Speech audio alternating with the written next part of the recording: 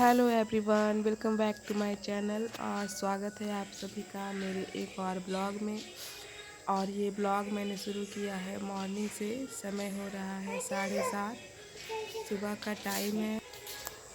और ये जो आपको गाने की साउंड आ रही है, ये अभी मेरी बेटी जाग चुकी है और उसे मोबाइल में मैंने ये गाना लगा दिया है ताकि वो इस गाने को देखकर बिजी हो जाए और मैं फटाफट अपना काम कर सकूं, क्योंकि हस्बैंड भी अभी चले गए हैं दूध लाने के लिए।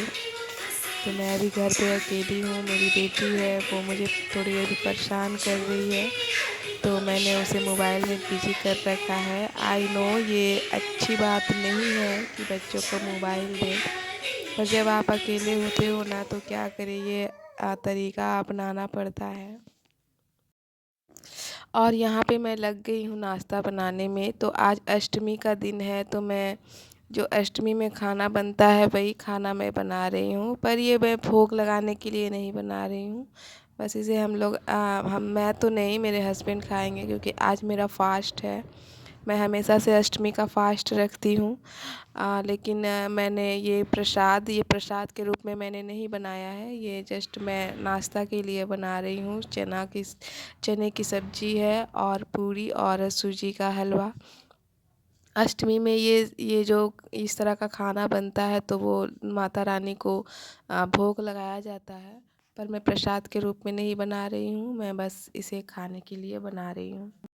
मेरा ना बड़ा मन करता है कि मैं भी नवरात्रि करूं, पर कुछ ना कुछ ऐसा हो जा रहा है जिसके कारण मैं नवरात्रि कर नहीं पा रही हूं। और इस बार भी मैंने करने का सोचा, तो जो इस साल मलमास जो लगा है, तो बड़े बुजुर्ग का कहना है कि जब मलमास लगता है तो आप कोई नया पर्व उठा नहीं सकते हो, तो इसलिए मैंने इस साल भी नहीं किया।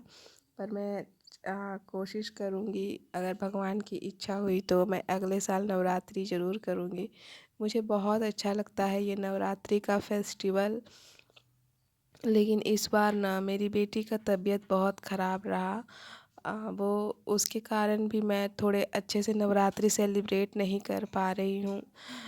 उसे मैं डॉक्टर के पास ही लेकर आना जाना हो रहा है। उसे इतनी खांसी सर्दी हो गई थी कि उसे सुई लगाना पड़ा, उसे इंजेक्शन लगे ठीक होने में। और अभी भी वो बहुत अच्छे से ठीक नहीं हुई है, अभी भी उसे सर्दी खांसी है। यहाँ पे ये जो मैं चने की सब्ज़ी बना रही हूँ, ये बिना लहसुन प्याज का है। इसमें लहसुन प्याज मैंने नहीं दिया है। यहाँ पे मैंने मसाला पहले ही भिगो कर रख दिया है, जिसमें मैंने 1 छोटी चम्मच लाल मिर्च का पाउडर, आधी छोटी चम्मच धनिया का पाउडर और आधी छोटी चम्मच जीरा का पाउडर और गोल की, और 1 छोटी चम्मच सब्ज़ी मसाला मैंने उसे भिगो दिया है और उसे थोड़ी देर रेस्ट के लिए छोड़ दिया है। और यहाँ पर मैं अदरक को कट कर ले रही हूँ, एकदम महीन चॉप कर ले रही हूँ। और हरी मिर्च को मैं यहाँ पे महीन करके कट कर लूँगी। बस इतना ही इंग्रेडिएंट्स जाएगा इस चने का सब्ज़ी में। जनरली अष्टमी का जो प्रसाद बनता है ना, वो एकदम से सूखी वाली चने की सब्ज़ी होती है, और यही माता रानी को चढ़ाया जाता है अष्टमी के दिन। बहुत कोई कुछ और भी चढ़ाते हैं, लेकिन ये बहुत फेमस प्रसाद है माता रानी का अष्टमी के लिए। और ये देखिए, यहाँ पे साथ में मेरी बेटी भी है। उसे मैं यहाँ पे स्लैब पर बिठा दिया है मैंने, और मैं यहाँ पे अपने काम में लगी हुई हूँ।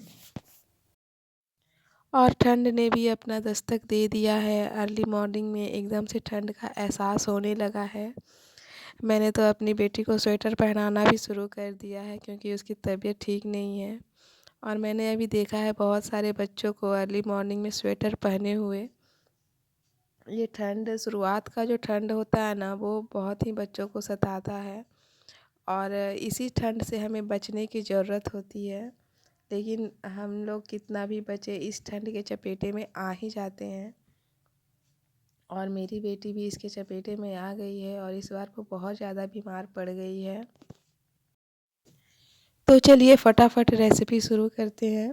मैंने यहाँ पे कढ़ाई को गर्म होने के लिए चढ़ा दिया है, और इसमें मैंने थोड़ा सा तेल डाला है, और कटी हुई अदरक और हरी मिर्च मैंने इसमें डाल दिया है। जब अदरक आपके चटकने लगे, उसमें हल्का सा ब्राउनिश कलर आ जाए, तब आप इसमें जो आपने मसाला भिगो कर रखा है ना, वो मसाला आप इसमें ऐड कर दीजिए।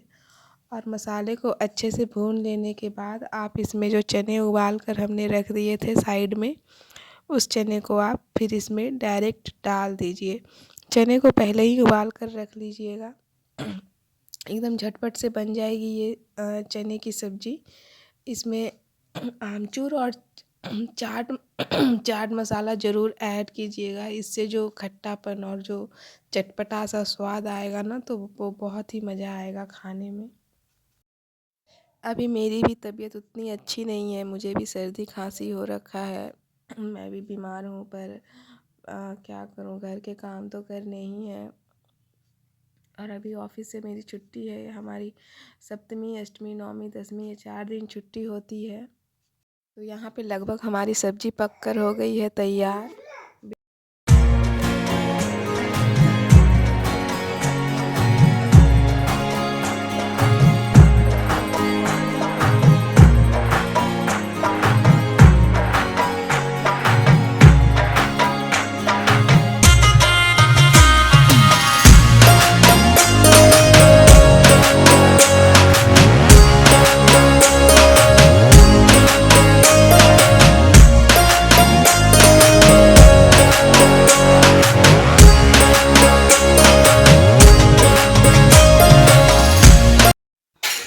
तो यहाँ पे सब्जी बनाने के बाद मैं सूजी का हलवा बना रही हूँ।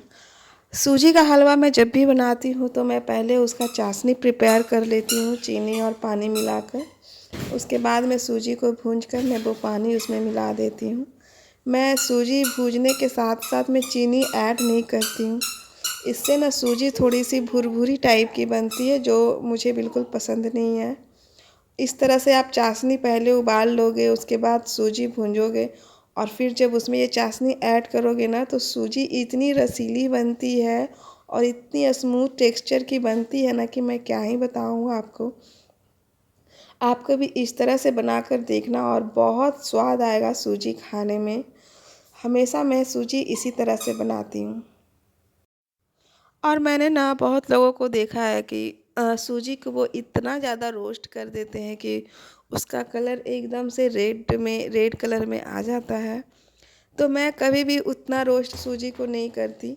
मैं एकदम से हल्का रोस्ट करती हूँ, जिससे कि उसका जो सादापन जो होता है वो उसमें बना रहता है। मैं कभी भी रेडनेस वाला रोस्ट मैं नहीं करती सूजी को। और क्या होता है ना, जब आप ज़्यादा रोस्ट कर देते हो सूजी को ना, तो भी उसका टेक्सचर थोड़ा रफ़ हो जाता है और वो थोड़ी भुरभुरी बनती है, जो खाने में बिल्कुल भी अच्छी नहीं लगती। इसलिए मैं कभी भी उस टेक्सचर में सूजी को रोस्ट नहीं करती हूँ। मैं हल्का सा रोस्ट करने के बाद उसमें पानी ऐड कर देती हूँ। नवरात्रि के दिन जो अष्टमी का दिन होता है, उसमें सूजी बहुत ही मेन भोग का प्रसाद होता है। बहुत जगह पे ये भोग में चढ़ाया जाता है सूजी का हलवा। मैं जो चैत वाला जो अष्टमी होता है ना, उसमें मैं सूजी का हलवा का भोग लगाती हूँ माता रानी को। पर ये शारदीय नवरात्रि में मैंने अभी तक शुरुआत नहीं किया है इसका, लेकिन मुझे बड़ा मन है ये नवरात्रि करने का।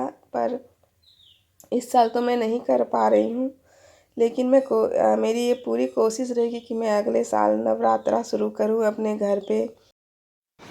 तो यहाँ पे मेरा सूजी का हलवा तो लगभग भुन चुका है। अब मैं इसमें जो बनाया हुआ मेरा चाशनी है, वो मैं यहाँ पे ऐड कर दे रही हूँ और ये मेरा सूजी का हलवा बनकर हो गया है तैयार। इतना सब करने के बाद मैंने नहाकर यहाँ पूजा कर लिया है और अब हम लोग तैयार हो गए हैं मंदिर जाने के लिए। अष्टमी का प्रसाद मैं मंदिर जाकर चढ़ाती हूँ। तो यहाँ मैं, मेरी बेटी और मेरे हस्बैंड, हम लोग तीनों रेडी हो चुके हैं मंदिर के लिए। मंदिर में इतनी ज़्यादा भीड़ थी ना कि मैं वहाँ पे ना फ़ोटो शूट कर पाई, ना ही कोई वीडियो बना पाई। बस मैंने पूजा किया वहाँ पर और फिर हम लोग अब वापस घर आ गए हैं। और ये देखिए यहाँ मेरी बेटी मस्ती कर रही है। देखो, उसमें देखो, देखो देखो देखो उसमें कौन है।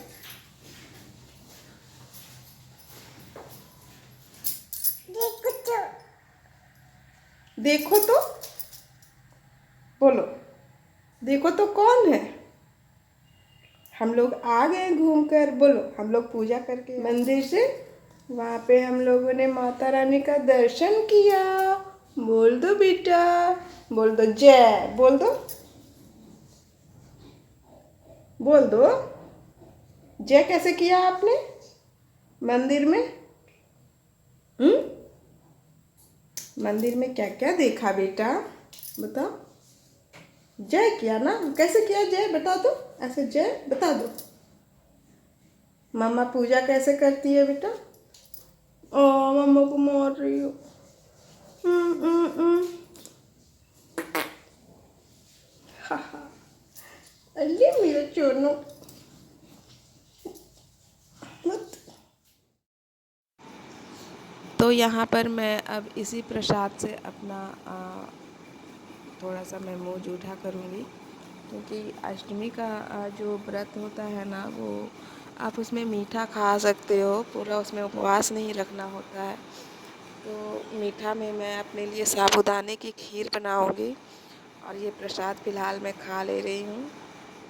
अभी इसके बाद मैं किचन में वापस जाऊँगी और पूड़ी बनाना है मुझे।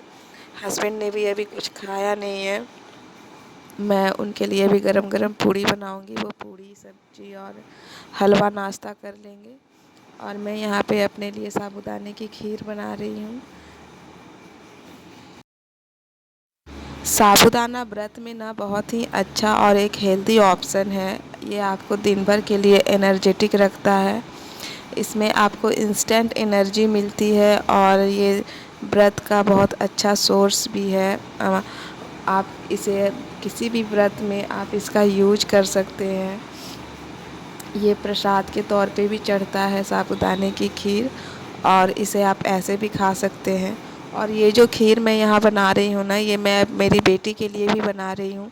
साबूदाना बच्चों के लिए भी बहुत अच्छा हेल्दी ऑप्शन है। इससे बच्चों का वेट भी बहुत जल्दी गेन होता है।